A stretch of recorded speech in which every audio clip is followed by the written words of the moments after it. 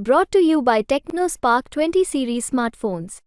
राजस्थान के पूर्व मुख्यमंत्री अशोक जी गहलोत ने राजस्थान की 15 साल मुख्यमंत्री रहते रहते जालोर के लिए क्या किया है। जब बड़ी बड़ी यात्राएं करते हैं राहुल जी, सामाजिक न्याय की बातें करते हैं, तो उन्होंने 50, 55, 60 साल तक उनका राज दिल्ली में, राजस्थान में, तो सामाजिक न्याय क्यों नहीं किया।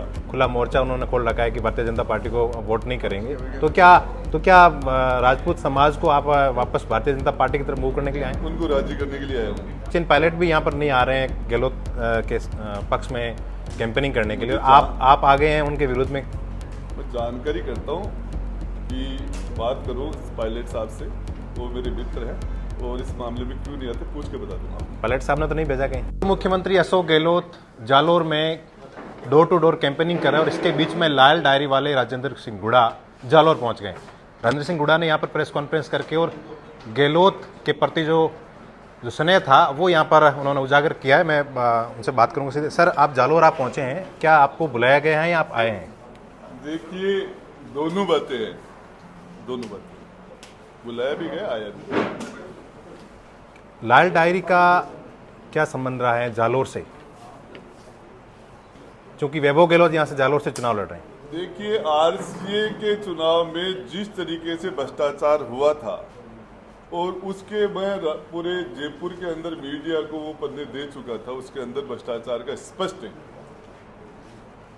सीधा वो आरोप ये है पैसे के लेन देन के बारे में उसका दिया हुआ था और उसके अंदर करप्शन जो हुआ उसमें वैभव गहलोत शामिल थे। सर, राजस्थान सरकार के मुख्य सचेतक और जालोर के विधायक भारतीय जनता पार्टी के बड़े नेता जोगेश्वर गर्ग के साथ में आप प्रेस कॉन्फ्रेंस कर रहे हैं, क्या मायने हैं इसके?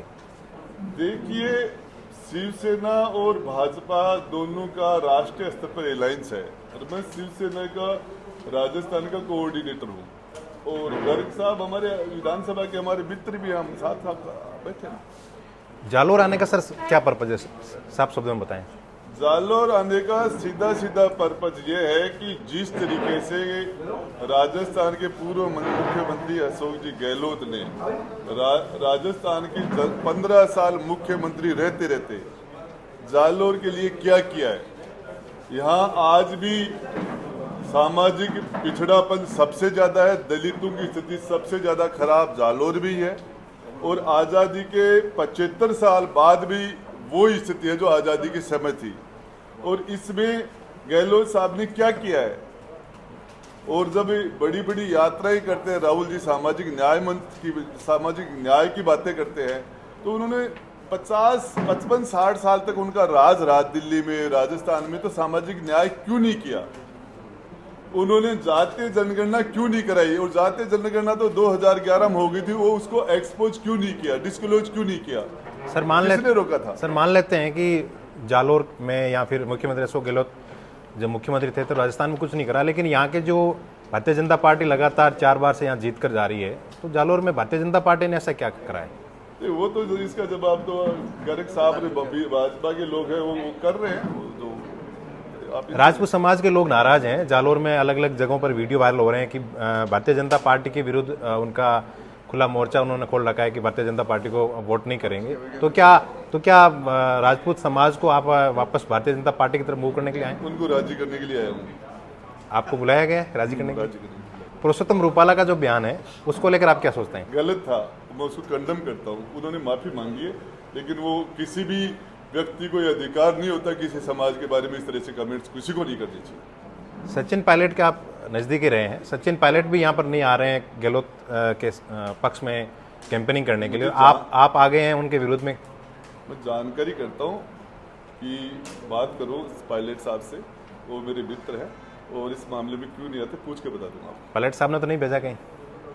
नहीं, मेरी बात नहीं। कल प्रधानमंत्री नरेंद्र मोदी की यहाँ पर बड़ी सभा हुई थी और उसके बाद में आप आज पहुंचे हैं, तो क्या भारतीय जनता पार्टी यहाँ कमजोर नजर आ रही है? देखिए, लड़ाई के अंदर अपनी पूरी ताकत झोंकनी चाहिए और अंतिम आखिरी दम तक अपनी ताकत लगाना चाहिए। इसका मतलब ये नहीं है कि आप जब तक ज्यादा से ज्यादा वोट पड़े, ज्यादा आपके पक्ष पे पड़े, ये तो रणनीति का हिस्सा है। इसे कमजोरी का और मजबूती का कोई संबंध नहीं इससे। लाल डायरी का जिक्र जब विधानसभा का चुनाव था तब हुआ, फिर लोकसभा चुनाव में अब आ गया, तो बीच में लाल डायरी का आप चलाओ ना। उसके बाद प्रधानमंत्री जी ने वो कहा है, हिंदुस्तान के गृह मंत्री ने कहा है, आज देश के मुख्यमंत्री जेल में बैठे हैं। जांच हो रही है कि लाल डायरी वाले किस्से की जांच हो रही है क्या? आपको बताओ, इसके अंदर ईडी की जांच भी हो रही है। वैभव गहलोत उसके रडार पर, ईडी के पे गहलोत साहब खुद भी रडार पर है। अशोक गहलोत लगातार यहाँ पर कैंपेनिंग कर रहे हैं अपने बेटे को जिताने के लिए।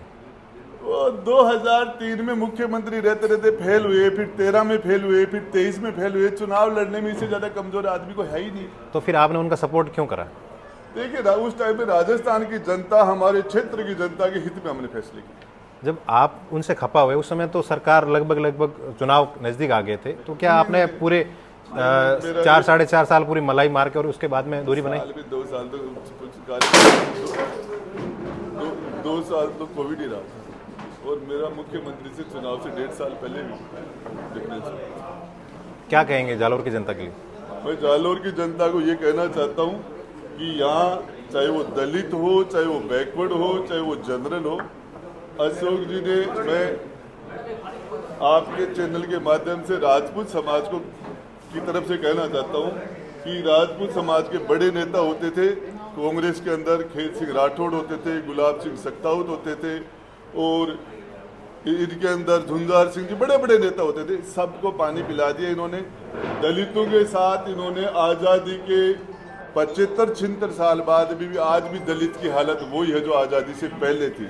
इसके लिए सबसे ज्यादा यदि कोई एक व्यक्ति जिम्मेदार है, उसका नाम अशोक गहलोत है। बीजेपी ने भी तो राजपूतों की अपेक्षा की है। वसुंधरा राजे सिंधिया घर पे बैठी हैं। वसुंधरा जी राजपूत कब है? राजपूतों की नेता मानी जाती है। नहीं मानती, वो राजपूत है भी नहीं। सिंधिया राजपूत स्टेट ही नहीं है। तो यह है राजेंद्र सिंह गुड़ा, जिन्होंने बताया कि वैभव गहलोत और अशोक गहलोत का जो कारनामा है उसको जालोर की जनता के सामने खोलने आया हूँ। नरेश बिश्नोई।